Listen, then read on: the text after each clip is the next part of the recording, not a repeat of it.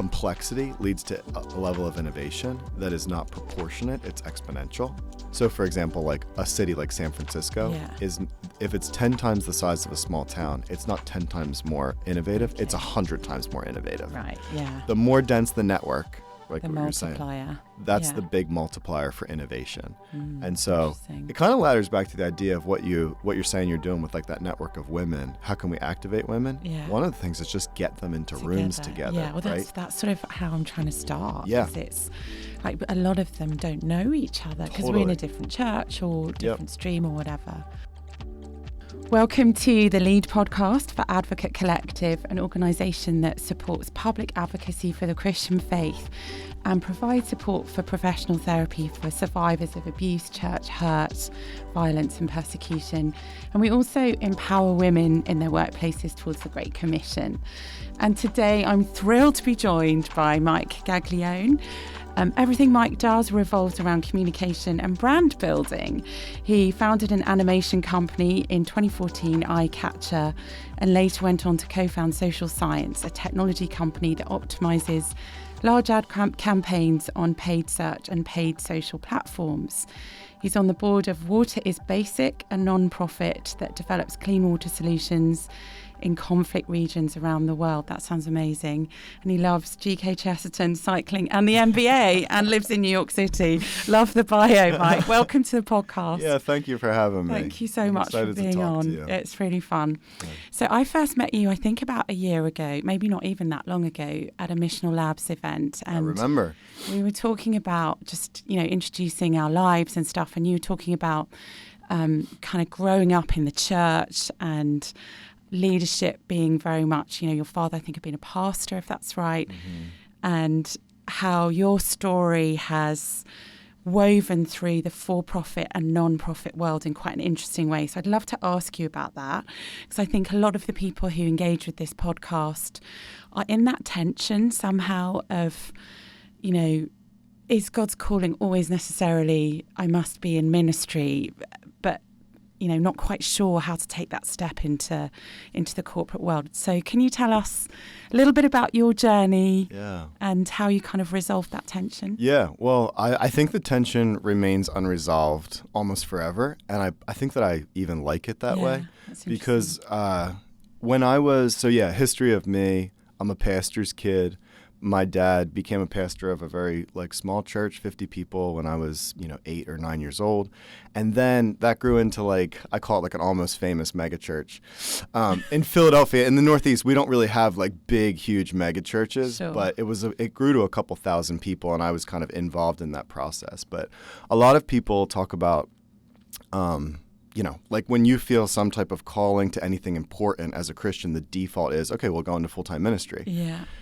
And I struggled with that because I think a lot of what I saw in the world was just you had these silos where it was ministry and then it was professional and never the two shall meet. Yeah. And I was I wonder if someone can do it differently. And I think also my specific constitution was one that lended itself towards a little bit more of the crossover. I liked business. I liked stuff that I saw kind of in technology and the world and all of that. And I actually wasn't drawn to the idea that I would sit there and read through some theological books and then preach to people who wanted to get 5% better at something in their spiritual life. I really wanted to just see okay, can we do something in the world that that really a lot of secular people look at and they go, man, that's beautiful, And did I do that? I don't know. I think it was a messy process for sure. But I definitely have found a couple core things that I could pull together. I remember Gandhi wrote a letter to one of his to one of the younger girls that was in the movement, and he was trying to explain himself, and he said, "My life is one integrated whole." That was his opening line. And I just thought, man, that is amazing. For anybody who can do that, who can say, my life is one integrated whole, I would love that. And so I have these business aspirations. I have things that I feel like God's called me to do in evangelism and talking about the faith that's in me. I have things where, Matthew 25, when have you given someone a drink of water, right? I've got all of these things that swirl and they're around. not contradictory. They're not contradictory. No. And I think that I've basically just tried to manage the tension of those things, like kind of the anti-Kierkegaard thing. He goes, the saint is the one who wills one thing. And I'm like, no, I don't know. I don't think Kierkegaard had all the answers there. I think that you can will one thing in the middle of that, which is just like, God, lead me into the tension of whatever the thing is that is like most important as I shuffle these things around. But presumably you can't do them all the time, and particularly when you're starting out in your career or whatever, you're trying to build a life and I guess, put food on the table initially. So how did you get started? Well, I think that, I'm in my 30s now. My 20s was for building. Yeah. And so I couldn't have told you this then. I was probably like totally anxious and like stressed out. But when I look back, my 20s were for building. And so I looked at that and basically I look at that now and say, I developed skills. I learned how to talk to people. I learned how to be a communicator. I learned how to talk on a stage. I learned how to, I learned how to do project management, and I learned how to do sales, and I learned how technology works, and I learned how to start businesses and all that type of stuff. And there was a lot of stops and starts, and there was a lot of things that like went up and down. But this is one of the cool things about what is seemingly a disintegrated life is that one thing feeds the other, and that keeps happening. So, for example, for Water is Basic, which, just to give some context, Water is Basic builds water infrastructure in conflict regions around the world, right? So we basically, for anybody who's been displaced due to violence, we build permanent structures that are like fully sustainable so that even if there's a regime change, these people don't lose clean water. Amazing. Was it boreholes then? Yeah, boreholes, rain catchment systems, kind of depends on the area, but all of that, right? So I'm just trying to give context to that, to explore this thought, but I work in brand partnerships, which means that I talk to brands and see if they want to fund the work that we're doing. And, we work with a couple brands. I can't name them publicly, but everybody would know them, right? Yeah. I would never be able to talk to those brands if I didn't already work with brands like that for the stuff that I do with social science, right? But I know how to speak the language. I know the pitch decks that they like. I know the way that they like to look at KPIs and metrics. If I just was in the world of Water is Basic or in ministry, I would never be running like a Notion board that attaches to a CRM so that I can follow up with those leads who run that brand partnership. And then like none of that would happen. Yeah. But one thing feeds the other. And I've been able to add a lot of value to Water is Basic as like just a super board member, not an employee, and bring in a decent chunk of money for what we're doing by just being good at my job. Yeah. So it's all integrated. Right. Yeah. And the thing is, can you find where the integration is, And a lot of people, I don't know if everybody looks at it this way, but I mentor like a couple younger entrepreneurs in the city. And every guy that I work with basically has this idea where it's like, well, here's what I'm going to do. I'm going to kill it at my job. And then when I'm 50, I'm going to start giving back. And I I'm like, that's a bad idea. Yeah, because you're not living an integrated life from day one. Exactly. And there's two main things that you miss out on. One of the things that you miss out on is you don't get to be part of the fun and the adventure of building the thing. I take guys overseas all the time who are in their 50s and 60s, and we're definitely thankful for the contribution they have. But the truth is, it's just not as fun to just show up on the ground and say, you guys are doing a great job. Here's some money, right? Yeah. I've gotten to be part of, we totally revamped what we were doing at Water is Basic. We used to drill holes like a lot of organizations. We used to drill boreholes and do wells. But we found out that well repair and infrastructure repair is one of the biggest needs. So at any given time in a conflict zone, 50% of the wells are broken in those areas. So we found out we can train women. In 3 months, they can become water technicians who know how to repair boreholes. And then we can figure out the infrastructure and logistics. We repair 1,000 wells a year in South Sudan, And these women are just zipping all over the country doing that. I got to be part of the process of building that training program out. Fabulous. Whereas if I was 50... Who thought of that? Who thought of the women will sort this? Yeah, well, if you've ever read Melinda Gates' book, Lift. Yeah. So she has that kind of, if you summed up the book, it's if you give women agency, they'll change the world, Yeah. And when you lift up a woman, you kind of lift up an entire community. Yeah. So we trained men and women. I think that's particularly true in Africa, by the way. For sure. Yeah. We trained men and women initially. And we realized that at the end of the day, the women, both technically proficient, so that's not the issue, but the women just tend to stay and reinvest a lot more than the men do. That's interesting. So we still train men, and they provide a lot of security for the women as they do well repair. Yeah. Because to go to a lot of these places is dangerous. Of course. But at the end of the day, like, women kind of earning the bulk of the income is actually much better for the community. They buy houses for their relatives, they send their kids to school, they repair community infrastructure, and they just kind of stay. And so why do you think that is? Is that biological or is it cultural? I think some of it is probably, a little above my pay grade, but if I had a hunch, I think there's some culturally informed stuff in there. And we see that in some of the places we operate because it's not very, the average person is not educated at all. Yeah. And so it has very traditional structures and they're very agrarian economies. And so it's like, there's not this somewhat Western individualized way of looking at the world where it's like, I'm going to leave and go to the big city. It's not an option. No. So a lot of people have these kind of older archetypal gender values. But I do think that there's something that feels inherently biological. I think that moms just tend to be... There's a sort of nurturing radar somehow. Yeah. Moms tend to have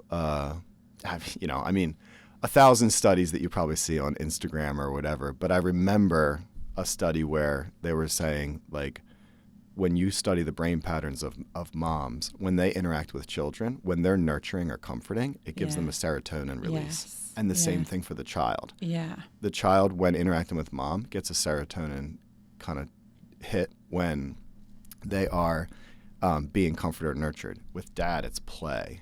So when dads play, they get the same adventure, thing. Actually, an adventure, research. exactly. Although, did you hear that 50% of statistics are made up? Yeah. Well, yeah.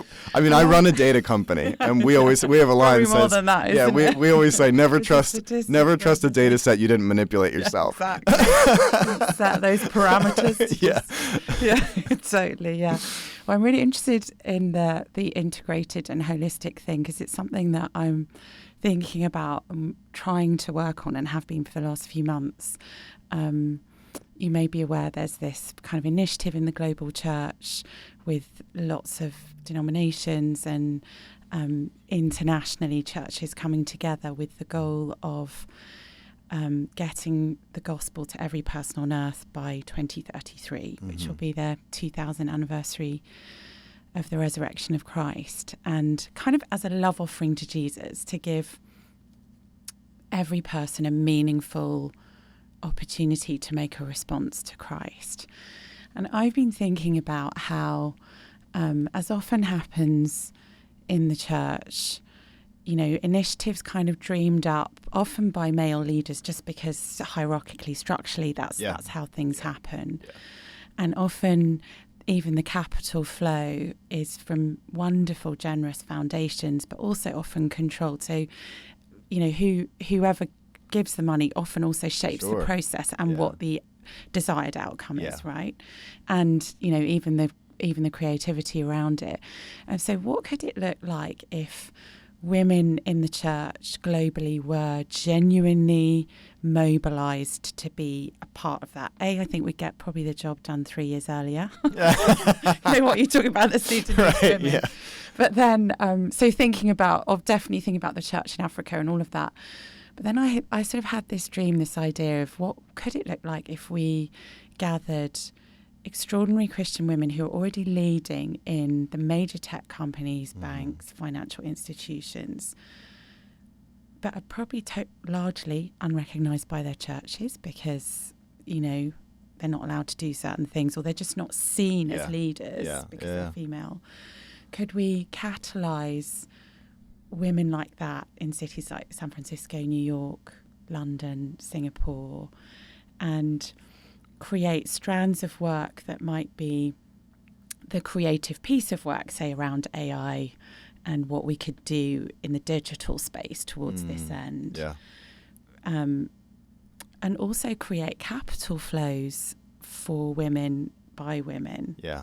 I'm quite excited about it. So we're just beginning. It feels like a big overlap with what you've been saying, though, about the integrated life. So, I'm not a person who spent my career in the corporate world, although I'm often speaking in secular spaces and interacting with. So I'm kind of interested in that. Yeah, so that's interesting to me. The question I have is what have you found that I guess pushes people towards integration more with the women that you're working with to do this type of thing? Because that's one of the things that I find is like I said, when I work with entrepreneurs, they're basically like, I'm just running my lane, building my company, and maybe there's family on that, but that's it. That's what I got time for, and then I tithe. Right? But so how do you get someone to basically be like, yeah, you're kind of killing it at work, but what do you think of this 2033 thing? And would you give 10 to 15 hours a week to it of your life? And would you not just give your money, but it's the dream, the vision I had was that basically the tools that we would need to accomplish. So it's a huge goal, right? Isn't it? Yeah. And I'm not saying it's my goal. It's a goal that the global church have kind of decided. But if you were starting there, actually the tools that we would need to accomplish something that big are far more, and the resources and the giftedness for creativity are far more in people, in companies who love Jesus than probably in denominational structures professionally. So it's interesting. So just this morning, talking to some women in New York, and we were thinking about how I sort of shared how in Luke 8, Jesus talks about the disciples, and the Luke, who loved women, he sent us his account on the eyewitness testimony of different women, including Mary. But he sort of says that it was the women who paid for the disciples. They funded everything. And so it was like, wow, you could sort of sense in the room, this is something that's historically in our DNA in the church. So you see it in East Africa, you see it in places like Sudan that you've mentioned. But in the West, often, that hasn't been a role that we've particularly attributed to women. So empowering women not just to donate and tithe and, as you say, spend all their time at their desk doing whatever their given career is, but to integrate the skills, creativity, tools, even with AI, the kinds of amazing, interesting, creative new things that are happening and changing all the time. 100%. To integrate that towards a cause you really care about. Totally. Yeah. And I think that's the thing is, and I have seen borne out over the last 5 to 7 years in my life that money doesn't actually matter that much. It really is skill set, passion, vision, direction. And ideas, right? Totally. Yeah. And so it's funny because when you look at Water is Basic, I mean, there are aid organizations and NGOs in South Sudan who are trying to get clean water to everybody. We will have clean water to everybody by 2030. Wow. And that's in spite of some of the other stuff that's going on. Like, nobody's helping us, right? But the thing is, we can do that for a definite fraction. I'm not trying to quote exact numbers, but a fraction of the budget that's going out in aid for water development in that country from government organizations. How can we do that for a fraction of the cost? And the reason is because of a good idea. Yes. Right? And presumably the level of talent of people involved. Exactly. Yeah. And some money as well, but money being channeled correctly. Right. But the thing is, someone could have given us, if we had a bad model, which a lot of aid organizations do, someone could give us 10x the money and we wouldn't get done nearly as much as we're doing. So the seats on the bus and people willing to give their lives to this stuff, I fly over there twice a year. I bring donors. I bring people to see the vision. I know all of our teams on the ground. We shake hands. We break bread. Amazing. I sleep in their tukels, like all of that, right? Without people who are dedicated to that level, you can't think of the idea. No. Yeah. And so the founder of Water is Basic, Steve, he's one of these guys who he could have started some tech company. He could have killed it in the marketplace, right? But he decided to basically do this with his life. Yeah. And so he's got that entrepreneurial spirit. He's not a ministry guy, but he's basically solving like a huge need in one of the, the country of 12 million people. Yeah. And are you doing it in other countries as well? We do it in conflict zones. So yeah. DRC, we're involved at DRC. In December, I was in Goma that just got sacked, a month ago. That is utterly horrendous, isn't it? Yeah. But I'll tell you what, the bright spot is, as dark as all that is, like I said, we're not funded by NGOs. The work doesn't stop when a regime change happens. It's all local. It's women going out there. And Beatrice in Goma is still building rain catchment systems today for people in refugee camps, And like she texts us on WhatsApp and stuff. Like she'll send us pictures, and she's built 100 rain catchment systems. That's clean water for like 20,000 people. So yeah, like that's where if you can design that type of stuff where you make those things regime change proof, and women are crazy good at it, then you're great. But the thing that it made me think of with what you're talking about with this kind of like global idea of how can we get the gospel out is, that is for people to start to understand that that their mental bandwidth and their passion and their vision and their ideas are needed probably more than their money. Yes. Is so important. And that requires their time. But that means go ahead. Presumably sorry, I'm going to sound very elitist now, but that's presumably not true of everyone, is it? Or do you think it is? Do you think everyone has the capacity to have that sort of world-changing creative idea and talent to be able to do it? I imagine that it kind of like it's a waterfall down, right? Like I know that I have margin in my life because of the work that I do, and I'm around a high level of corporates, AI technology, all that type of stuff. I do something that informs a pretty complicated structure for, let's say, the work that I do with water, right? Beatrice doesn't have a college degree. She doesn't have a high school education, but she didn't know how to build rain catchment systems, and now she does. Yeah. And so I guess like the point is like, I think that.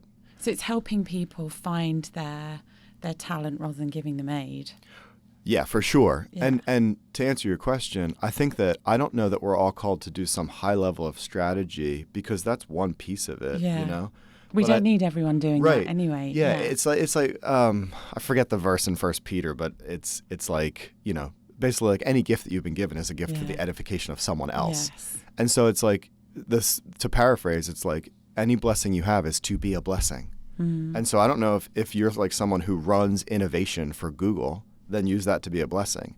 If you're someone who is like, hey, I have the bandwidth to learn how to build rain catchment systems in a refugee camp, learn how to build rain catchment systems. Yeah. And I think that's the great equalizer. Yeah. Because I think that we create hierarchies based off. We create hierarchies off of our gifts. And I sit there and I'm like, there's no difference between me and Beatrice. We're all a puzzle piece. And like we just can't complete the puzzle without each other. And so I might be good at strategy. I might be shit at rain catchment systems, Yeah. But with each other, we can do probably, that. Definitely am. So next question is, how realistic is it for your very pressurized person, perhaps still in that first... have you read the David Brooks book, The Second Mountain? Yeah.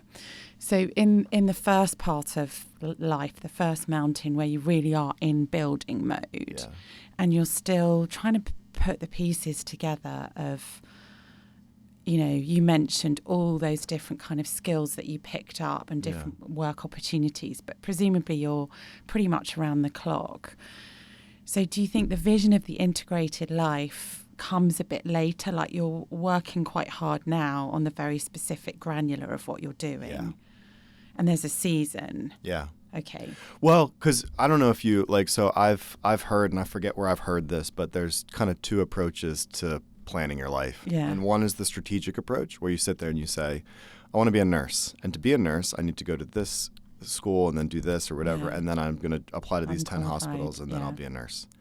And the other is the opportunity approach, which is whenever a good opportunity presents itself, you just roll with it, I remember hearing those two kind of possibilities and thinking, all right, to whatever degree you can hop back and forth between them is a good idea. So I might say, if I'm 20 and I'm like, well, I think that what's best for me is to be involved in like a technology startup.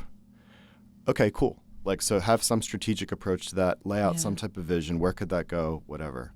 But definitely allow for the opportunity that someone could ask you, hey, would you mind doing a stint with me for 2 years in Nairobi? Yeah. I had started my first company at 27, and then I knew a friend in Nairobi, and he was basically like, hey, could you come help with a nonprofit that I'm working on, just like 10 hours a week, but you'd have to live here. And I was like, yeah, because I wanted to go somewhere. I wanted to learn something. I wanted to do something new. And so I just like lived in Nairobi, with a Kenyan family, eating dinner at their table every night, learning how people lived in a totally different context of my own. And there's no way I'd be doing the work that I'm doing with Water is Basic if that hadn't happened. That's one of the greatest joys of my life when I look back. Yeah. And if I was just a person who was sitting around learning more and more about technology, so many people waste so much life just getting a little incrementally better at a thing when they've like said no to all of these opportunities that would have allowed them to grow like way more holistically. So yeah, I think your 20s is a bunch of blocks. You can't pull them all together yet because it's hard to visualize what it could be. But overall, life is going to start pulling itself into, as each chapter kind of closes, it'll become more tight. Yeah. So I want to ask you about failure and setbacks. So because we've kind of talked quite a lot about really exciting big things, right? Yeah. But I mean, I don't know you well enough to know what those are, but I imagine there must have been experiences of knockbacks or like a feeling of things failing. Yeah. How has that shaped your leadership journey? And what can you say about that? Yeah. All right. So talk about failures. Sorry. Well, the impetus for moving to Nairobi, wanted to grow, opportunity, but at the end of the day, when I was 26, I was engaged and we broke off our engagement. And I kind of needed a way to get to the other side of the world, to just release whatever that was, because it was like a whole future and a whole life that was like a vision and that was gone. Yeah. And so, I think I remember Rob Bell said something about how it was kind of the idea that pain is always kind of your greatest source of creativity because it demands that something be different, right? And I had that moment that led me towards what I was doing in Nairobi, and that was one of the most spiritually renewing and uplifting things that I had been part of. Yeah. But it was born out of a lot of pain, and the decision even to be there was actually one out of pain. And so now when I look back, it's you can kind of it's a rosy picture. Yeah, but not at the time. It's agony. At the time, it felt like being in the trenches, and it felt really ugly and gross, And I think also professionally, I've never went bankrupt on any of the businesses that I've started, but I've definitely had I've had the setbacks of basically pursuing directions in business that just flat out didn't work. Yeah. Yeah, or you've had an idea that you think is going to be the next totally amazing, and you invest a lot in it, and it's just total waste of time. Yeah, and I'm financially, I just look at some things and I'm like, my gosh, I can't believe I was stupid enough to have blown all that money in that direction. But I think that it's one of those things where you learn this all the time. Your ability as an entrepreneur to look stupid is basically a great predictor of how far you're going to go. Because as long as I'm willing to stick my neck out and fail, then I can kind of make some progress. Where do you think that strength comes from? How do people build that? I don't know. When you find out, let me know. Because it's so hard. There's definitely a cultural element to it, isn't there? Some European cultures are much more risk averse. So if you look at the Swiss, for example, they're kind of, my father is German, so there's very much sort of saving, Teutonic Protestant work ethic. Just absolutely plod relentlessly and keep going, kind of keep working hard kind of ethic. And then I feel as a Brit, when I'm in America, you there's more favor in the culture towards an entrepreneur. So something cultural, isn't there? And probably something spiritual there too. Mm-hmm. But what do you think? Yeah, and I wonder if there's a man-woman thing there too. Like, is it harder for women to risk? I don't know. Yeah, culturally, I only saw the difference in my 30s because I started to get around more, and I started to realize like the Brits do have like a different approach. Where I think Oscar Wilde said that America's the only country that went from barbarism to decadence without civilization in between. So I think we carry some of that, I love us where so well. like it's like we're all cowboys basically, and so there's a ton of respect for like go out, like manifest destiny, go build something, find something, put a flag in some land or whatever. Exactly. And that's embedded into like the American structure. Whereas I feel like with the Brits, it's like if you're trying to start something, like settle down, like you're not really. We've also got post-colonial guilt. Totally. As well. Like we've had an empire, right? And there's a lot of kind of reflection on that. Yeah. Some of which is really important. Some of which is important. So I think it kind of definitely has damaged that, go-getter thing. Yeah, I think that probably one of the things that's true is that I don't know that women should carry that level of post-colonial guilt in terms of starting things that are really beneficial to people. Yeah. And I do think that women in the U.S. are fairly entrepreneurial. Yes, I don't know that there's a lot of like this, hesitance. Like I always say this, all my bosses are women, like everybody that I work with in the space of like, either acquisition space or the learning and development space or any of those things, like it's like women have done a lot in entrepreneurship and leadership in the U.S. for sure. I don't know the same thing on the other side of the pond, but I do know that here I see a lot of that, What I don't see a lot of is I don't see a lot of women telling stories about that. I see them in the positions. Yeah. But as a Christian, like story is our currency. Yeah. Like you talked about Luke, and Luke says these women funded it. Well, as a woman, I feel like I would read that and go, okay, well, that's great. Yeah. Like there's a story that I can kind of model. Exactly. But like how many women are telling the story of where they've gotten to and how they've gotten there? And is the church amplifying the voices of women who are doing that kind of stuff? Yeah. Because, church is weird because it's like the church platform is kind of the way that we tell stories, which is really like not a great method because it just is people on stages and they tend to be ministers. Yeah. Whereas it's like someone may be doing an amazing thing with a very integrated life, and there may be some woman at some Fortune 50 company who is just like kicking butt at like 5 different things. But I don't know that woman. No, I don't know the story. That's partly what I'm trying to do on this podcast, actually amplify the voices of women who are Christians but who are like leading in fields outside the church. Yeah. Definitely. Yeah. I really agree with that. Yeah. And you're also then raising up possible forerunner mentor type figures so younger people can visualize, that's what following Jesus could look like. Exactly. Because I think that I've said this for a long time. Women learned much more about their sexual ethic from Sex and the City than from church. Oh, gosh. So when you look at New York and you look at like the average woman's vision is totally Sex and the City. Yeah. I'm going to come here. I'm going to kill it in my career. In my 30s, I'm going to find Mr. Big. And then we're going to get married and I'm going to have 2.5 kids and still live in the Upper East Side and whatever. Yeah.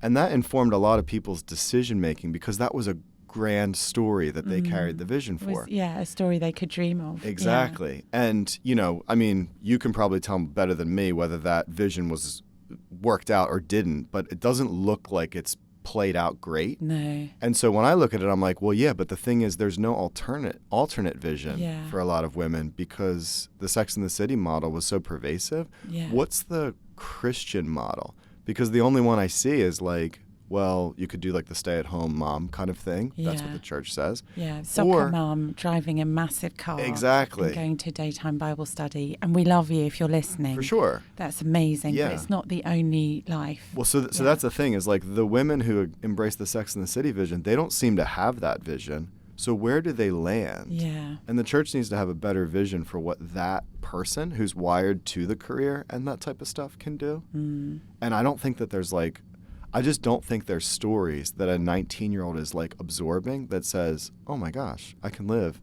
an integrated life where I do my professional thing, but it feeds people and I'm a blessing and I can live like a life oriented towards being like a cup poured out, you know?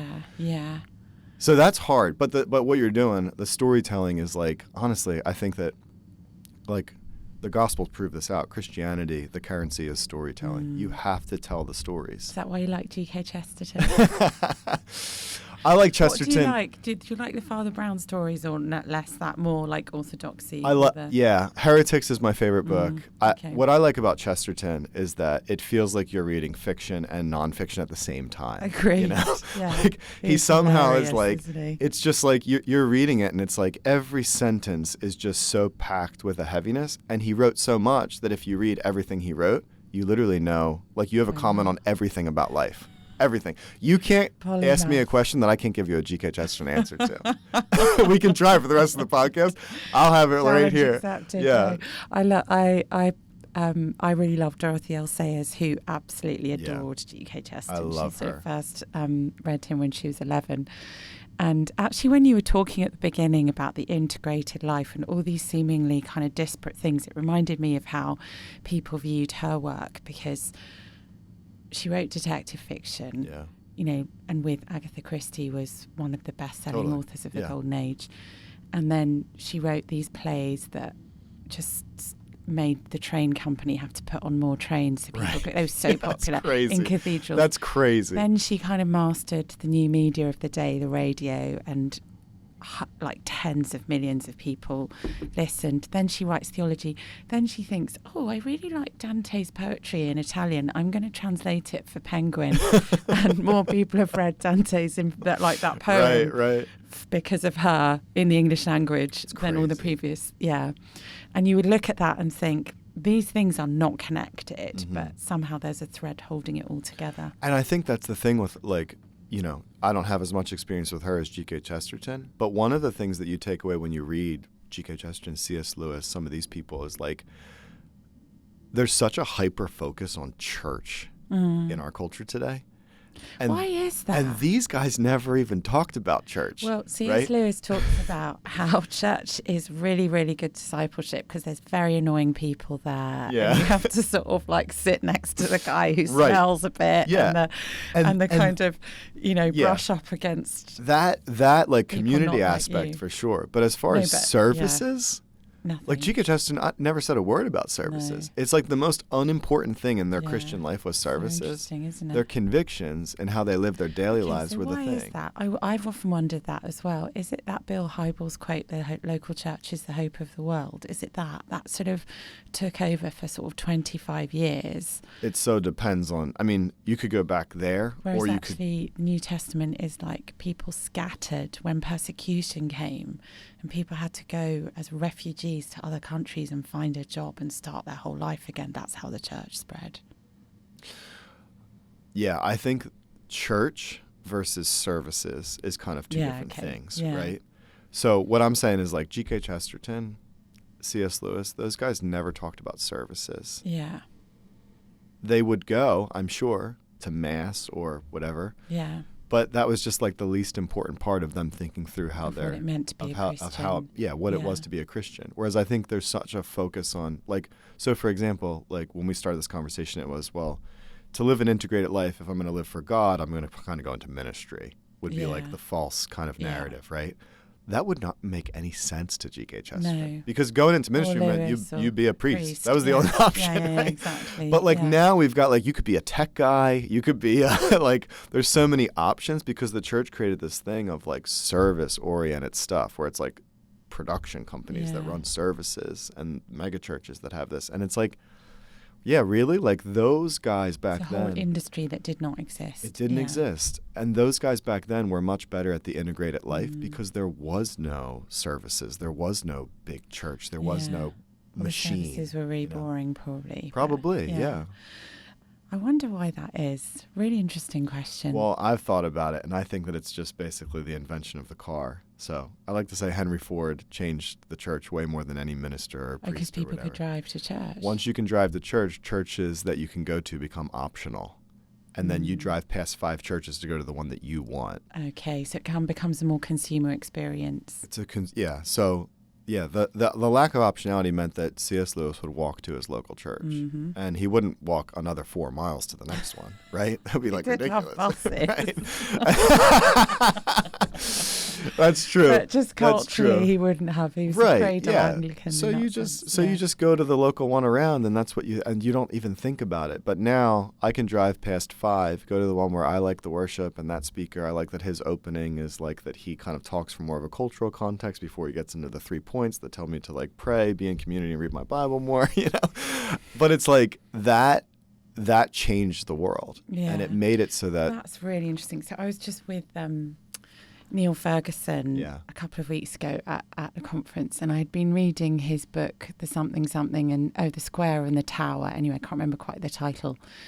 And he says in that book, there are 3 things that can change the world: armies, governments, or dense networks of friends. And it strikes me that Lewis, Chesterton, Tolkien, the Clapham set, almost every renaissance of goodness in culture overflowing out of the Christian faith has been through groups of friends who actually work across different kinds of careers and marketplace and all of that. 100%. Coming together in a beautiful way. I love that vision. I love that. Yeah. There's a book called A Natural History of Innovation that's become popular in the last year. Yeah. And basically what he talks about in that is that complexity leads to a level of innovation that is not proportionate, it's exponential. So, for example, like a city like San Francisco if it's 10 times the size of a small town, it's not 10 times more innovative. It's 100 times more innovative. Right, yeah. The more dense the network, like the what you're saying, that's the big multiplier for innovation. And so it kind of ladders back to the idea of what you're saying you're doing with like that network of women. How can we activate women? Yeah. One of the things is just get them into rooms together. Yeah, well, that's sort of how I'm trying to start. Yeah. It's like a lot of them don't know each other because we're in a different church or different stream or whatever. That's amazing. Yeah, I was at South by Southwest in Austin last week, and my company was invited to an event that like a social media company was holding. And it's funny because it's one of those things where you're like, you roll your eyes, you're like, oh, another event. But while I'm there, I met a guy. We were talking through some of the stuff that we're doing as a business. He's doing something similar, and I'm like, my gosh, we're not doing this at all, right? And it's just like, I don't know, if I never bump into that guy, we probably work for 4 or 5 months in a bad direction that is totally useless. But because I'm in that dense neural network of all the people who come together for something like South by Southwest, which is very focused on technology and innovation, I leave after 2 days with like a thing that saves us so much time and puts us, 5 months ahead of everybody else. It's like the Inklings, Tolkien and Lewis used to just read out passages and critique each other's work and, go in the right direction. Yeah, that I think that is whatever can, because obviously the proximity of just space facilitated that. The challenge that I think that we have today, that you would have with building some type of women's network, is how can I facilitate that? Like, I can create like a small thing in New York, but also how can I get the Tokyo, San Francisco? We're trying to do it in global cities and then create crossover networks. And I would almost make it like it's an imperative for people who think that like everything should be virtual. It's like, please, get on a flight and get into the same room, And I think that, the women that you work with need to hear that. You have permission to like get on a flight, get to where we all are together. And then through that, like 2 or 3 days where we hang together, we get inspired, we share stuff. Then I think that there's so much, like you can't get away from it. The exponential innovation that comes out of that close proximity is huge. Fascinating. Yeah. Mike, thank you so much. I've got one last question, if that's all right. Yeah. It's the question that we ask everyone who comes on the show, which is looking back over your life and everything we took, and there's so much we haven't talked about. If you could say one thing to your younger self that it would have been so helpful to know, like 20, 25 years ago, based on how you've lived, what you've learned, how you've grown, what you've kind of been resilient through, what one thing do you wish your younger self could have heard? It's easy. I just think fail faster. Yeah. Because I think that we're all headed towards some types of failure in life. And if you can just stick your neck out, risk, share the scary thing, be vulnerable, those were all things. I was very performative when I was younger. I felt like everything needed to be perfect. I needed to get everything right. And I lost years of my life basically trying to hold together this thing. And so if I could go back to 20 or something like that, I would just be like, look, you can drop the ball. You can let small bad things happen so that great things can happen, you know? You can be too much for people. You can be not enough for other people. Like, it's all fine, and you'll get that feedback, and then from that, you can actually develop a sense of your own conviction internally. I feel like so many people that I meet are very defensive about some of the ways they live their life because they actually don't have a super strong conviction. But that's because you're holding together like somebody else's vision of your life. But when you can walk out, like Jesus was the ultimate person who knew exactly what he was doing and had conviction. And so when he was hanging on a cross, he said, Father, forgive them because they don't know what they do. He wasn't angry when people were spitting on him. He wasn't bitter. He wasn't passive aggressive. He literally just sat there and had compassion on the people who were killing him. Yeah. The only way that you can do that is having like a super firm, God-informed conviction of who you are and why you're here. And I did not have that when I was younger, and it took me so much pain to get there. So we don't have the luxury of being Jesus. We're not God. Yeah. We have to fail forward, like towards the grace that God has. And so I feel like, man, if I could give myself anything, Mike, you can fail quickly. God will be there, and you can change your life and have a strong conviction of how to move forward. Amazing. I love it. Thank you so much. Yeah, this is great. You. I really enjoyed appreciate it. Yeah. Thank you. Thank you so much for joining us today. Can we ask you, listeners and watchers, could you drop a review on the platform that you watch or listen on? Could you consider following the show? We'd love you to join us next time for the Lead podcast with me, Amy Orr-Ewing.